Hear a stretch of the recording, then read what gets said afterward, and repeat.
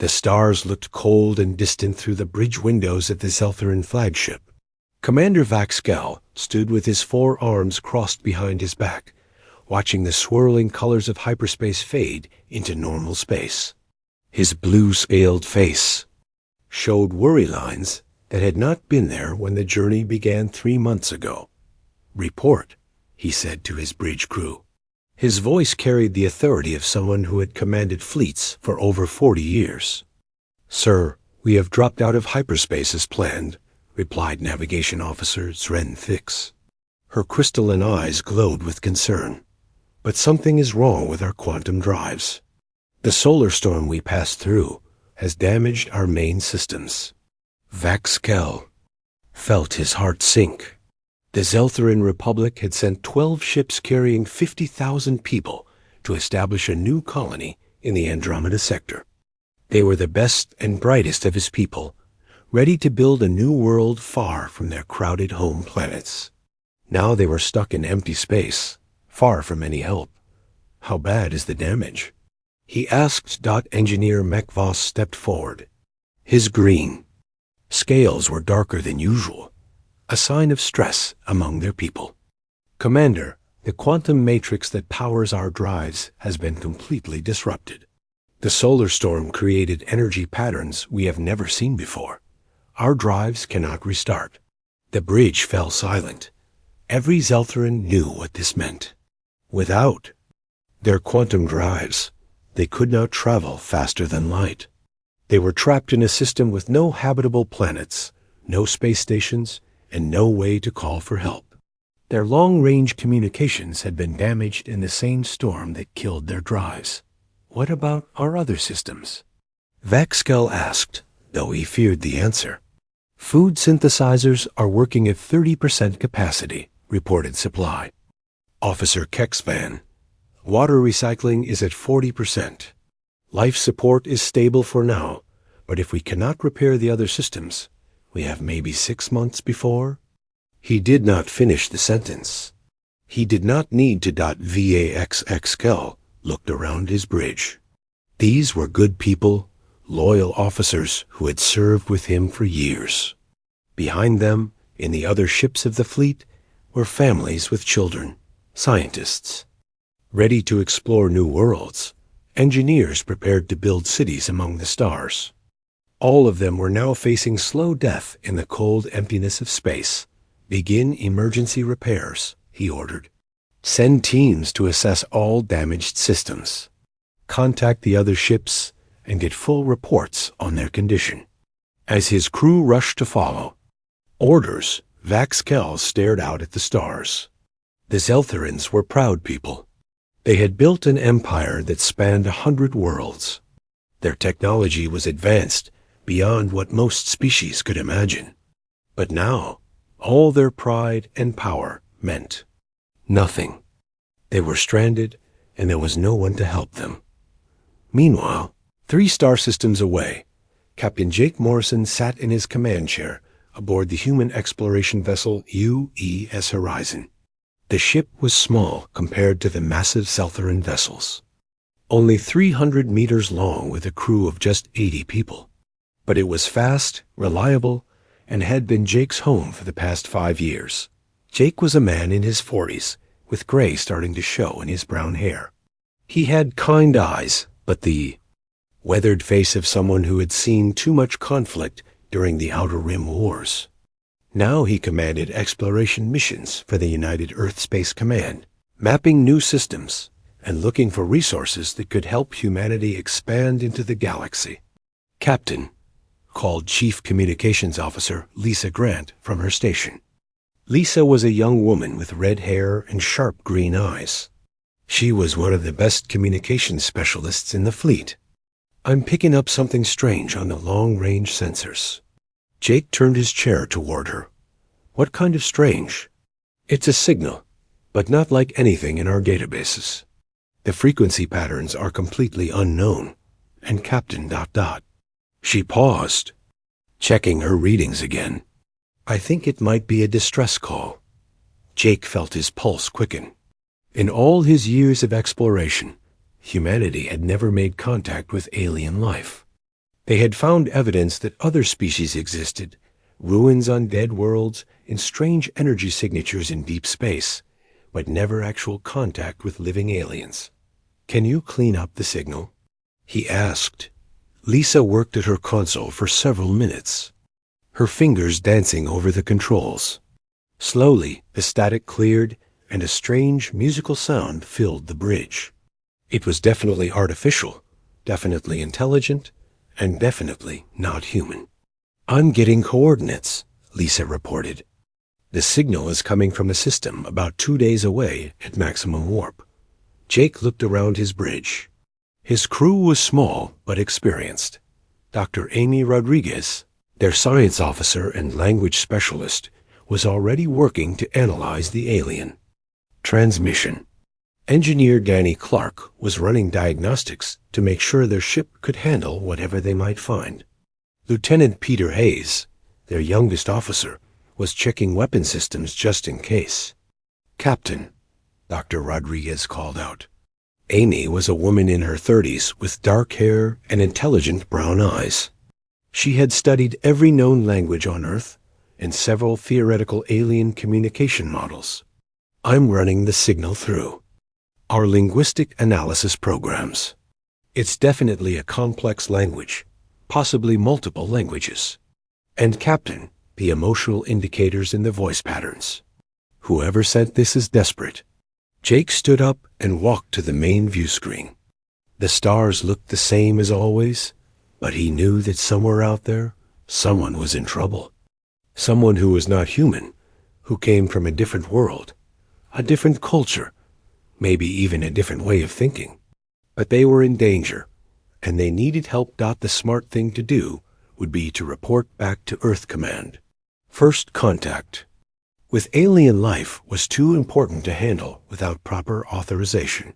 There were protocols, procedures, entire departments dedicated to planning for this moment.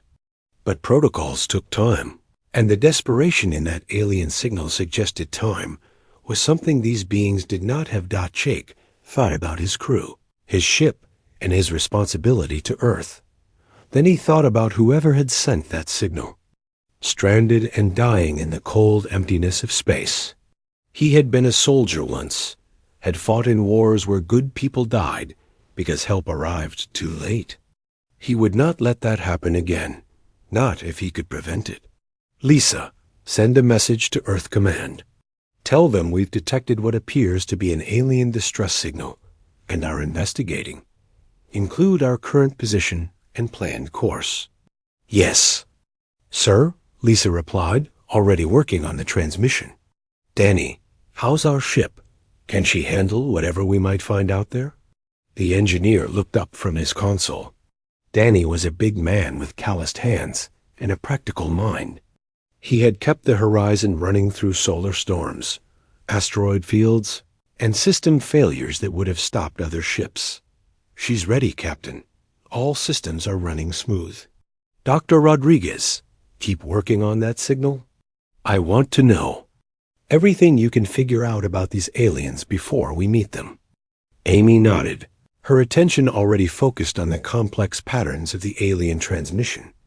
Jake returned to his command chair and looked one more time at the stars on the view screen. Somewhere out there, beings from another world were facing death in the darkness of space. He did not know what they looked like, how they thought, or whether they would see humans as friends or enemies. But they needed help, and Jake Morrison had never been able to turn away from someone in need. "Set course for those coordinates," he ordered. "Maximum warp. Let's go see if we can lend a hand." The UE's horizon turned toward the unknown system, carrying humanity toward its first meeting with alien life. Neither the desperate Zeltherans nor the determined humans knew that this moment would change both their species forever, proving that compassion and courage could bridge any gap between. The stars. 2 days later, the UE's horizon dropped out of warp at the edge of an unknown star system. Captain Jake Morrison stood on the bridge, staring at the main view screen in amazement. Floating in the darkness before them was a sight that no human, had ever seen before. 12 massive alien ships drifted silently through space. Each vessel was at least 5 times larger than the horizon, built from what looked like living crystal that caught and reflected the distant starlight. The ships were beautiful in a way that human engineering had never achieved, with flowing curves and organic shapes that seemed to grow rather than be built. "My God," whispered Dr. Amy Rodriguez from her science station. "They're incredible. Are they responding to our presence?" Jake asked. Lieutenant Lisa Grant checked her communications board. "Not yet, Captain, but I'm detecting massive power signatures from all 12 ships. Whatever technology they're using, it's far beyond anything we have." Jake felt a mix of wonder and worry. These aliens clearly had technology that was centuries ahead of humanity. If they were hostile, the horizon would not stand a chance in a fight. But the distress signal suggested they needed help, not a battle. "Danny, what's our tactical situation?" Jake asked his engineer. Danny Clark looked up from his console, his face serious.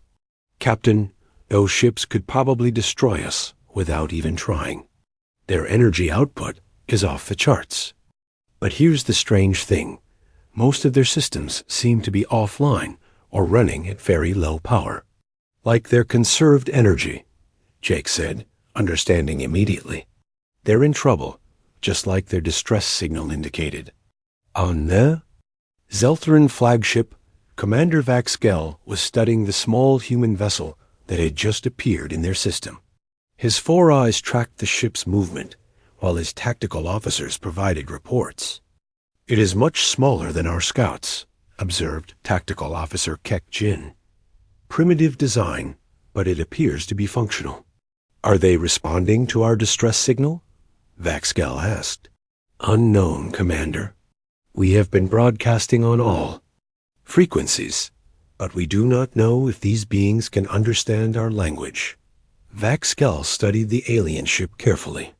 In his 40 years of commanding Zeltheran vessels, he had encountered 7 different alien species.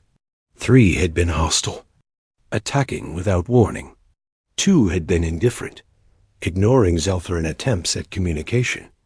2 had been willing to trade, but showed no interest in helping others. None had ever responded to a distress call from strangers. "Sir," called Communications Officer Lex Voth, "the alien vessel is broadcasting toward us. Simple radio frequencies. Very basic compared to our quantum communications. Can you understand it?" "No, sir, but the patterns suggest they are trying to establish communication protocols." On the horizon, Dr. Rodriguez was working frantically to create some kind of communication bridge between the 2 species. She had studied theoretical alien linguistics for years, but this was her first chance to put her knowledge to real use. "Captain, I'm trying to establish basic mathematical concepts," she reported. "Prime numbers, simple addition, basic physics constants.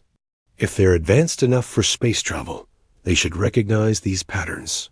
"How long will it take?" Jake asked. "Could be hours, could be days. We're literally trying to build a language from nothing." Jake nodded and turned to Lisa. "Keep broadcasting our intentions. Use every frequency we have. Show them we're not here to fight." The process was slow and frustrating. For 6 hours both ships broadcast mathematical concepts, star charts, and basic scientific principles at each other. Slowly, very slowly, patterns began to emerge. The breakthrough came when Amy realized that the aliens were using a base 8 number system instead of humanity's base 10. Once she adjusted her calculations, the alien responses began to make sense. "Captain, I think I've got basic numerical concepts established," she announced. "Now I'm going to try simple concepts. Light, dark, bigs, small, help, danger." On the Zeltheran ship, Scholar Threnvix was working on the same problem from the other direction. She was older than most of the crew, with silver scales and eyes that had seen much of the galaxy. Her specialty was understanding alien cultures. and she had studied the remains of dozens of extinct civilizations. "Commander," she called to Vaxkel, "these beings are remarkably persistent. Most species give up communication attempts after a few hours. These aliens have been trying for almost a full day. What does that tell you about them? Either they are very curious, or they genuinely want to help us.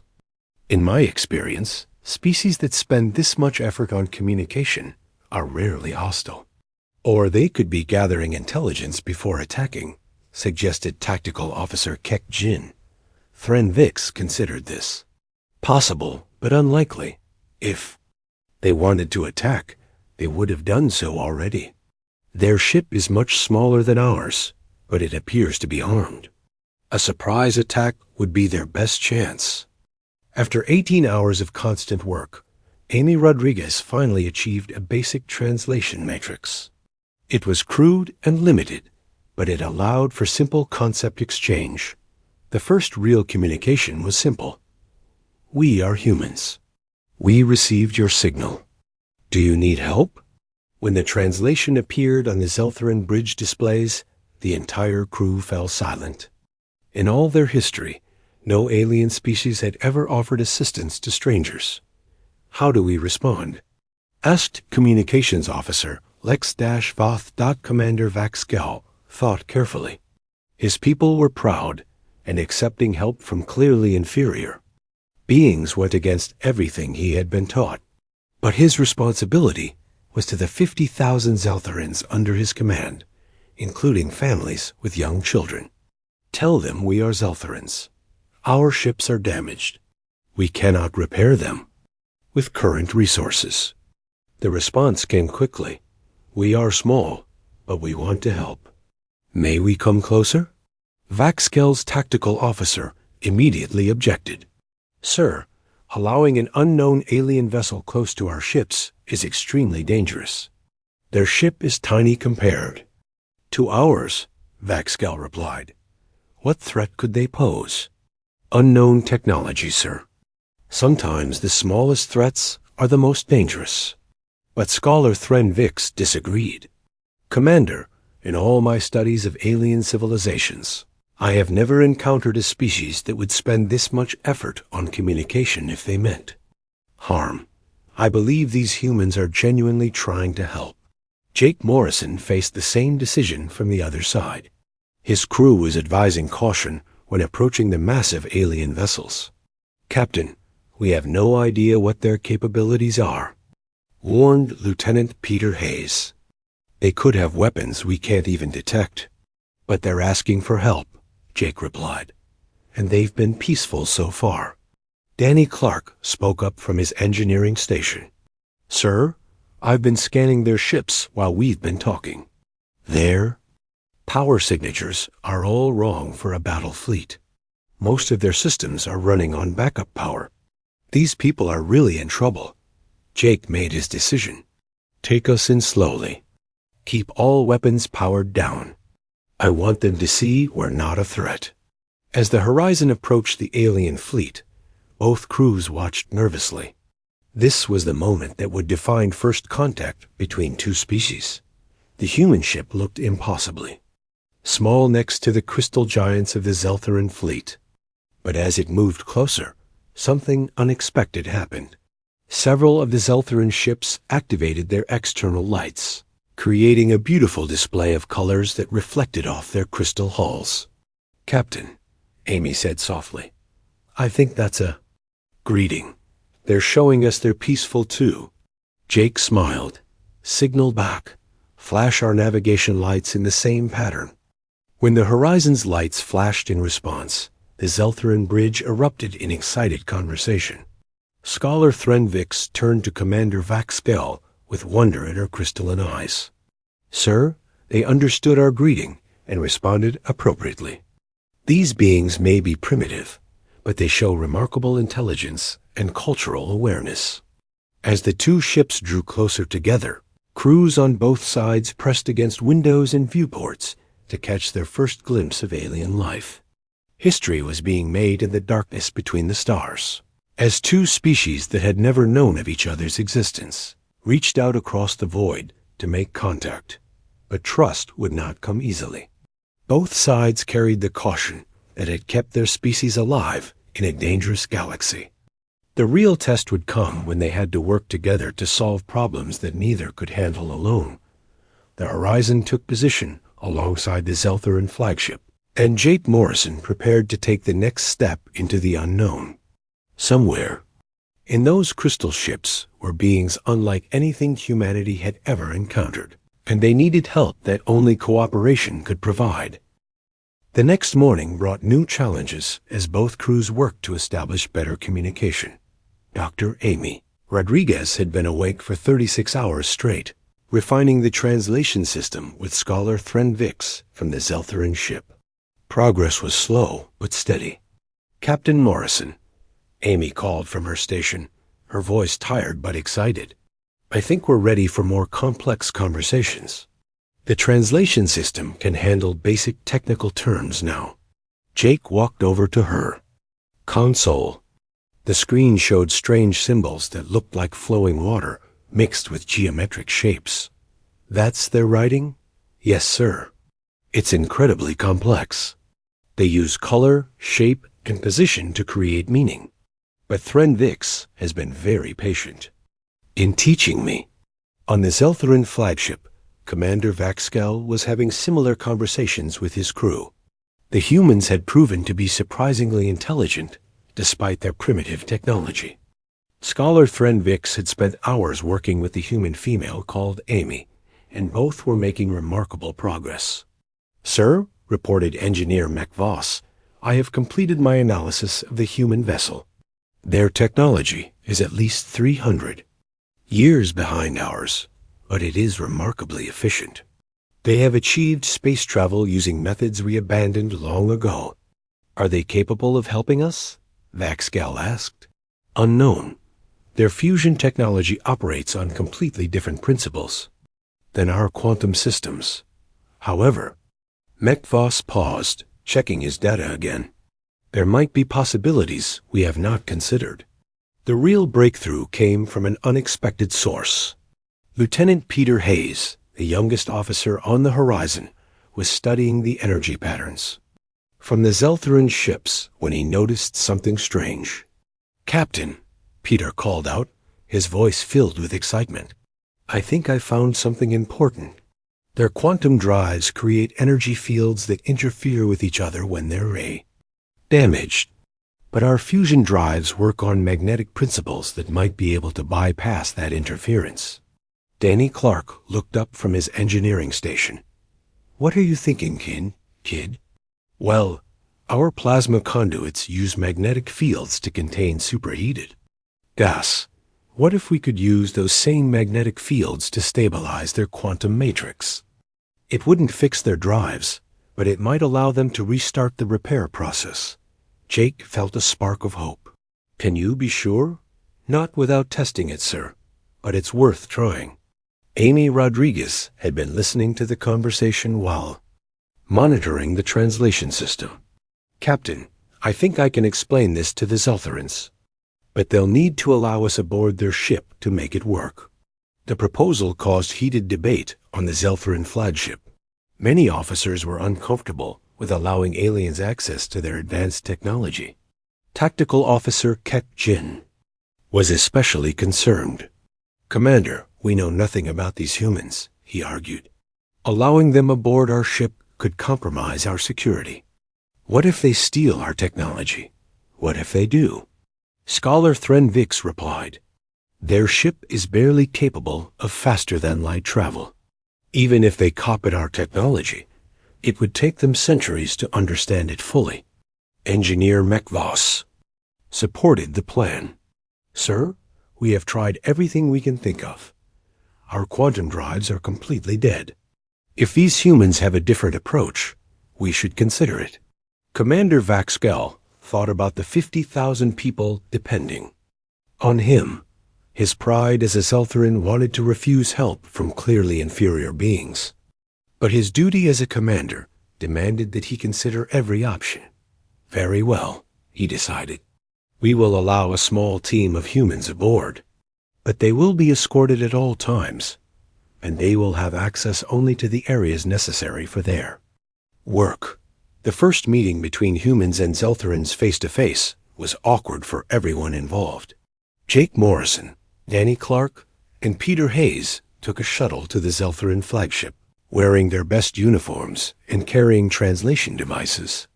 Zeltheran airlock was huge compared to human standards, designed for beings much larger than people. When the doors opened, the humans got their first look at the aliens who had asked for help. Commander Vaxkel was nearly 8 feet tall, with blue scales covering his body and 4 arms that moved with careful precision. His 4 eyes were large and expressive, showing intelligence and caution in equal measure.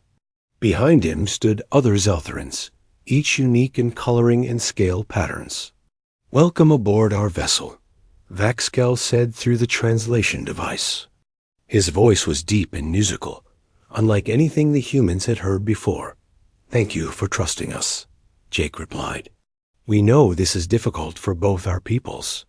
The tour of the Zeltheran ship was amazing for the humans. The corridors were works of art, with flowing designs that seemed to grow from the walls themselves. Everything was larger than human scale, but beautiful in ways that took their breath away. Danny Clark was most interested in the engine room. The quantum drives were unlike anything in human engineering. They used crystalline matrices that manipulated space itself, creating fields that allowed faster-than-light travel without the massive energy requirements of human warp drives. "Incredible," Danny whispered, studying the dead quantum matrix. "It's like they're playing music with the laws of physics." Engineer Mekvoss showed them the damage caused by the solar storm. "The energy patterns disrupted the quantum harmonics," he explained through the translator. "Without proper resonance, the matrix cannot maintain stable space-time manipulation." Peter Hayes studied the readings carefully. "Danny, look at these energy frequencies. They're trying to resonate at exactly the same wavelength. But the storm knocked them out of sync. Like an orchestra where all the instruments are playing different songs," Danny agreed. "But our magnetic field generators might be able to force them back into harmony." The work was complicated by the differences between human and Zeltheran approaches to problem solving. The Zeltherans wanted detailed calculations and precise measurements before attempting anything. The humans preferred to test small ideas and build on what worked. "This is madness," complained Zeltheran engineer Vex Call. "They want to connect primitive magnetic coils directly to our quantum matrix. The risks are enormous." "But the theory is sound," Mekvoss argued. "Their magnetic fields operate on principles that are completely separate from our quantum systems. There should be no interference." "Should be is not good enough when dealing with quantum forces," Vex Call replied. Danny Clark understood their concern. "Look, we're not asking you to risk your whole ship. Let us try it on one of the smaller vessels first. If it works, great. If it doesn't, you've only lost what you were going to lose anyway." Scholar Thren Vix had been watching the humans work with great interest. "Commander, I have observed something important about these beings. They do not claim to have all the answers. They admit when they are uncertain, and they are willing to take calculated risks to help others." "That could be seen as either wisdom or foolishness," Vaxkel replied. "In my studies of extinct civilizations, I have learned that species that refuse to take risks when facing extinction do not survive. These humans are offering us a chance." The decision was made to attempt the repair on the smallest Zeltheran vessel first. The human team worked alongside Zeltheran engineers to install magnetic field generators around the damaged quantum matrix. Carl Thompson, the Horizon's senior mechanic, had joined the repair team. She was a small woman with strong hands and an intuitive understanding of how things worked. As she connected the final magnetic coil, she looked up at the towering Zeltheran engineers around her. "You know," she said to Amy Rodriguez, who was translating, "tell them that back on Earth, we have a saying, Many hands make light work. It means that working together makes hard jobs easier. When Amy translated this, Scholar Threnvik's eyes brightened with understanding. We have a similar concept in our language. Vek Thren Morzel. Different songs can make beautiful harmony. The moment of truth came when they activated the magnetic field generators. For several tense seconds, nothing happened. Then slowly, the quantum matrix began to glow with soft blue light. Resonance is stabilizing, reported Netvoss, his voice filled with wonder. The magnetic fields are forcing the quantum frequencies back into alignment. It's working, Peter Hayes said quietly. The crazy idea is actually working. But there, celebration was cut short when long-range sensors detected something approaching their position. A massive asteroid field was moving toward them, and the largest rocks were big enough to destroy even the mighty Zeltheran ships. How long do we have? Commander Vaxgel asked. 72 hours, came the reply. The humans and Zeltherans looked at each other with growing understanding. Their cooperation had achieved the impossible once. Now they would need to do it again, or everyone would die together in the cold darkness of space. Time was running out, and the real test of their partnership was about to begin. The asteroid field appeared on the long-range sensors like a wall of death moving toward them through space. Commander Vaxgel stood on his bridge, watching the display with growing concern. Some of the asteroids were larger than his flagship, moving fast enough to destroy anything they hit. How much time do we have? He asked his navigation officer. 71 hours and 43 minutes until the first impact, sir, Zrenthix replied. The field is 3 light hours wide. Even if we could move, we could not escape in time. Captain Jake Morrison was having the same conversation on the horizon. His crew had worked around the clock to help repair the Zeltheran ships, but progress was slower than anyone hoped. Danny, what's our status on the repairs? Jake asked. His chief engineer looked up from his console, tiredness showing in his eyes. We've managed to get 4 of the smaller ships partially operational. Their quantum drives are working at about 60% power. But the bigger ships, especially, the flagship and the 3 colony vessels, are still dead in space. How many people are on those ships? According to Amy's translations, about 32,000 Zeltherans, including most of the families with children. Jake felt the weight of responsibility settle on his shoulders. When he had decided to answer the alien distress call, he had thought they might be able to help with repairs and send the aliens on their way. He had not expected to become responsible for the lives of an entire alien civilization. Dr. Amy Rodriguez had been working with Scholar Threnvix to coordinate between the human and Zeltheran repair teams. The translation system was working well, now allowing complex technical discussions between the engineering crews. Captain, Amy called from her station. Threnvix says they've identified the main problem. The largest ships need complete quantum matrix replacements, but they don't have the materials or tools to build new ones. What about moving people? To the ships that are working? That's what they're discussing now. But, sir, the Zeltheran ships aren't designed for overcrowding.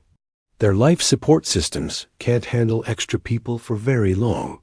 On the Zeltheran flagship, a heated debate was taking place in the main conference room. Officers and civilian leaders argued about what to do with their limited time. We must save who we can, insisted Supply Officer Kexman. Move everyone to the working ships and abandon the damaged vessels. Impossible, replied Medical Officer Haxfell. The working ships can support maybe 15,000 extra people for a few days. After that, life support will fail, and everyone will die anyway. Commander Vaxgel listened to the arguments, but his mind was on the humans who had risked their lives to help strangers. Captain Morrison had brought his small ship and tiny crew into danger to assist people he had never met. Now the human captain was working day and night to save Zeltheran lives. What does Captain Morrison suggest? Vaxkel asked. Scholar Thren Vix consulted her translation device. He proposes using the human ship as a ferry. The Horizon can carry about 200 Zeltharans at a time between ships. It would take many trips, but they could move people from the most damaged vessels to those that are working. That would put the human ship at terrible risk, observed Tactical Officer Kekjin. If the asteroids arrive while they are making transfers, their ship would be destroyed. Captain Morrison knows this, Thren Vix replied. He says the risk is acceptable if it saves lives. The evacuation began immediately. Lieutenant Commander Steve Baker took charge of the human side of the operation, working closely with Zeltharan Officer Crixnell to coordinate the complex transfers. The first challenge was making the Horizon's shuttles compatible with Zeltharan ships. The aliens were much larger than humans, and their airlocks used different pressure and atmosphere standards. Carol Thompson and her engineering team worked around the clock to modify the shuttle systems. It's like trying to connect a garden hose to a fire hydrant, Carol muttered as she worked on the airlock adapters. Everything they build is bigger and more complicated than it needs to be. But the Zeltharans had their own challenges. Many of the civilians had never seen humans before. To them, the humans looked strange and frightening with their soft skin, small size, and only 2 arms. Some refused to board the human shuttles. Dr. Rodriguez and Scholar Thren Vix worked together to calm the frightened civilians. Amy had learned enough of the Zeltharan language to speak directly to the families, explaining that the humans were there to help.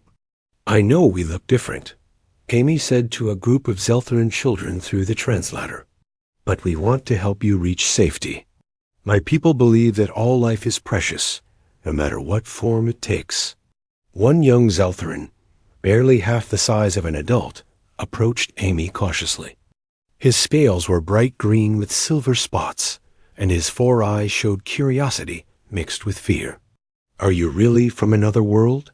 He asked in the musical Zeltharan language. Yes, little one. We come from a planet called Earth. It's very far away, but we came here because we heard your people needed help. Why would you help strangers? Amy smiled gently. Because that's what good people do. They help others when they can. The evacuation proceeded slowly but steadily. The Horizon made trip after trip, carrying Zeltharan families from the damaged ships to those that could still fly. Each journey took several hours, and time was running out. On the 3rd day, long-range sensors showed the asteroid field was closer than expected. Some of the smaller rocks were moving faster than predicted, pulled forward by the gravity of the system's star. We have maybe 40 hours, reported Navigation Officer Thren Vix. And there are still 12,000 Zeltharans on the most damaged ship. Captain Morrison studied the tactical display. The situation was becoming impossible. Even working continuously, they could not evacuate everyone before the asteroids arrived. There has to be another way, he said to his bridge crew. Lieutenant Peter Hayes had been studying the Zeltharan ship designs. Captain, what if we don't try to move all the people? What if we move the ship instead? How? Their quantum drives are completely dead. Not with quantum drives, sir, with our engines. The Horizon generates enough thrust to push a small asteroid. If we could attach our ship to the damaged Zeltharan vessel, we might be able to move it out of the asteroid field. Danny Clark shook his head. Pete, that ship is 50 times our mass. Our engines would burn out trying to move something that big. Not if we had help, Peter replied. The partially repaired ships could assist. Together, we might generate enough thrust. Jake considered the plan. It was dangerous and probably impossible, but it might be their only chance to save everyone. On the Zeltharan flagship, Commander Vaxkel was facing the same terrible choice. He could order the evacuation to continue and save some of his people, or he could risk everything on the human plan to save them all. Sir, Scholar Threnvix said quietly. Captain Morrison has volunteered to attach his ship directly to our most damaged vessel. If the plan fails, he and his crew will die with our people. Why would he do such a thing? I have been studying human behavior for 3 days now, Threnvix replied. Their greatest strength is not their technology or their weapons. It is their willingness to sacrifice themselves for others, even strangers. Vaxkel thought about his own people, proud and advanced, but often unwilling to take risks for those outside their immediate group.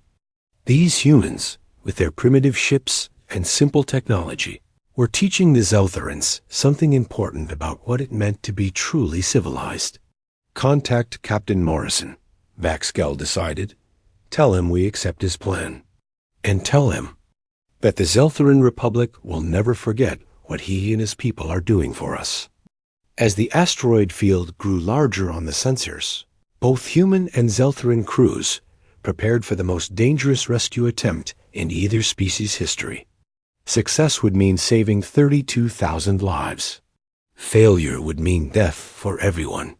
But neither side was willing to give up while there was still hope. The asteroid field was now visible to the naked eye, a dark wall of death moving toward the fleet. Captain Jake Morrison stood on the bridge of the horizon, watching as his crew prepared for the most dangerous mission of their lives. Danny, are the magnetic clamps ready? Jake asked. As ready as they'll ever be, Captain, Danny Clark replied from his engineering station. But I have to tell you, trying to push that big Zeltheran ship with our engines is like trying to move a mountain with a firecracker. What about the other ships? 4 of them have partial power. If we all work together, we might generate enough thrust.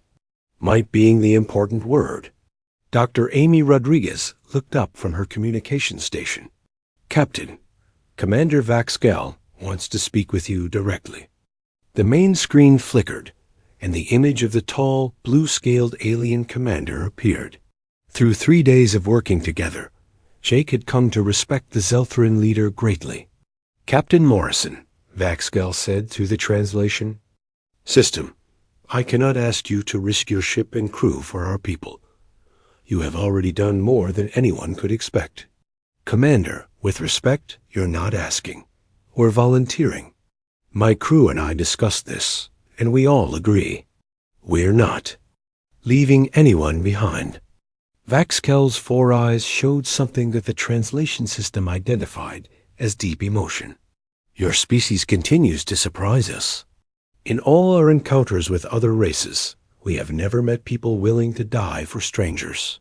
Maybe that's because you haven't met the right strangers yet, Jake replied with a slight smile. The plan was simple in concept, but terrifying in execution.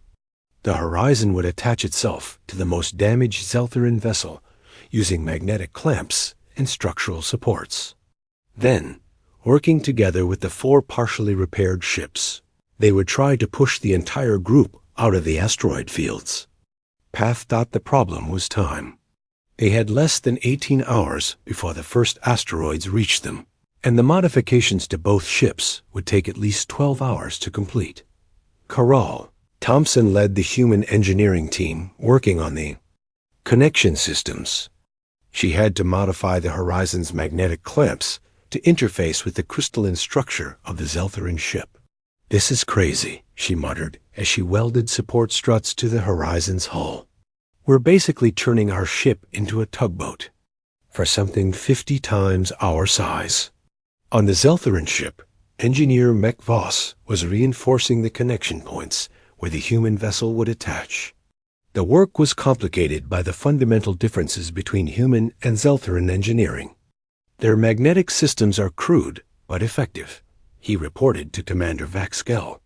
However, the stress of acceleration could tear both ships apart. What are our chances of success? Mech Voss was quiet for a moment. Unknown, sir. We are attempting something that has never been tried before. But if we do nothing, we will certainly die. As the work continued, the asteroid field grew larger and more threatening. Some of the smaller rocks were now close enough to be tracked individually. The largest asteroids were massive enough to destroy entire planets. Lieutenant Peter Hayes was coordinating the navigation plan with the Zeltheran pilots. "We need to move the fleet at exactly the right angle," he explained to the alien navigators. "Too steep and we'll waste energy fighting gravity.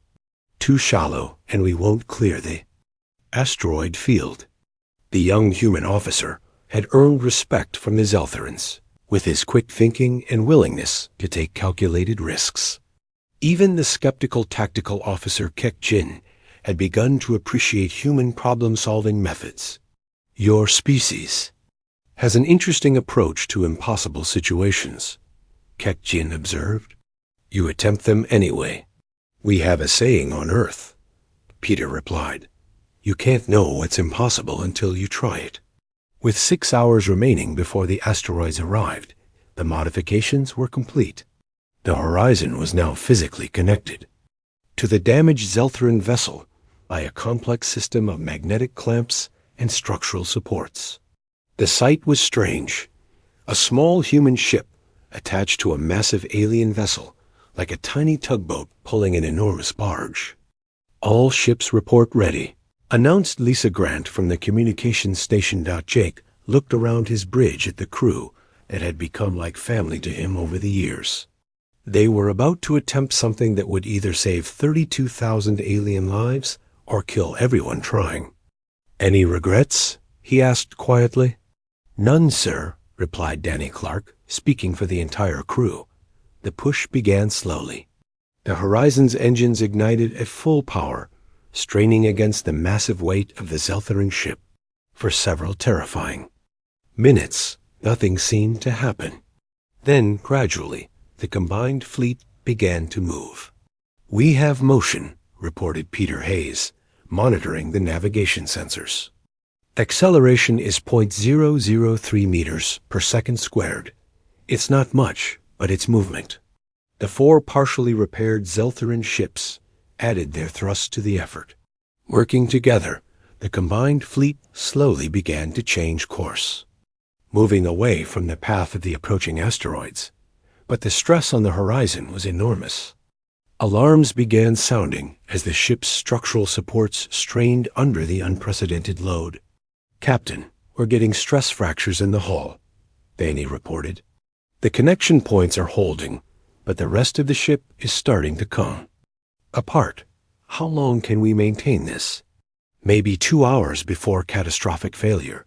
Jake did the calculations in his head. They needed at least 4 hours of thrust to clear the asteroid field.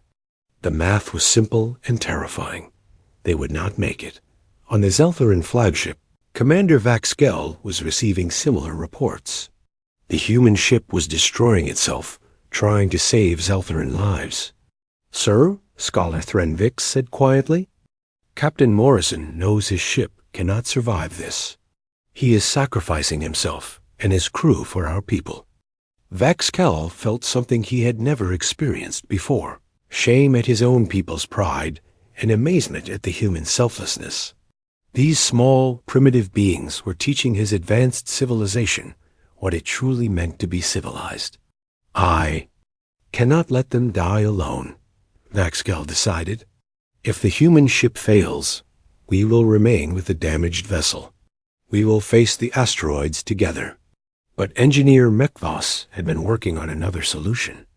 Deep in the damaged ship's engine room, he and Danny Clark had discovered something unexpected. The quantum drives could not restart, but they could be made to explode in a controlled manner. "If we detonate the quantum matrix at exactly the right moment," Mekvos explained to the joint engineering team, "the explosion will provide additional thrust.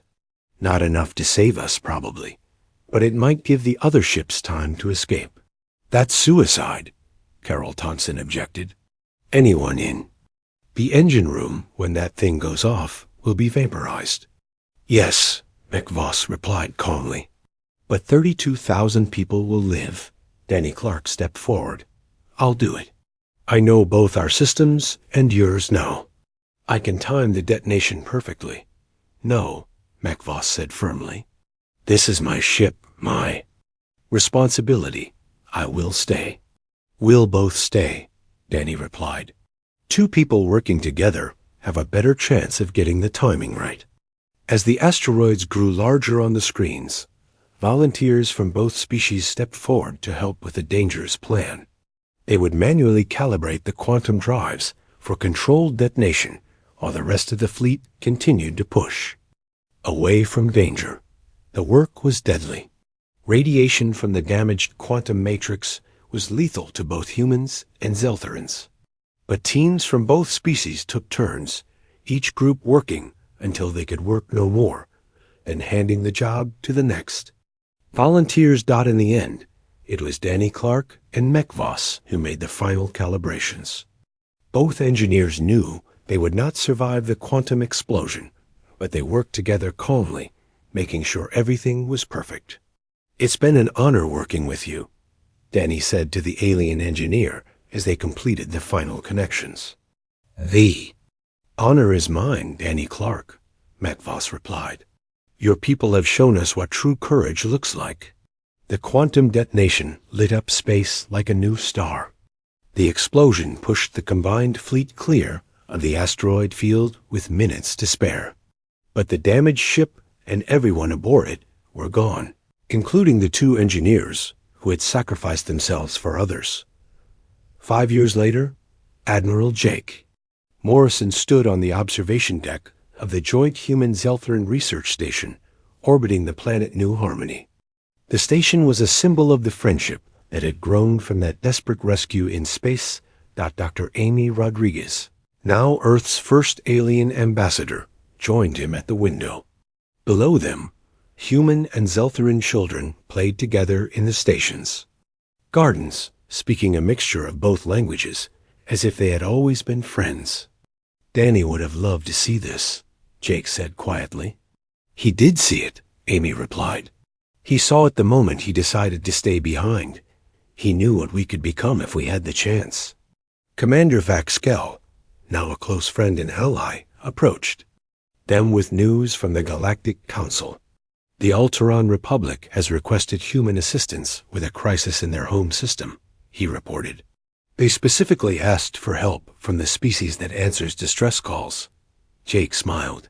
In the 5 years since the rescue, humanity had helped dozens of species with various emergencies.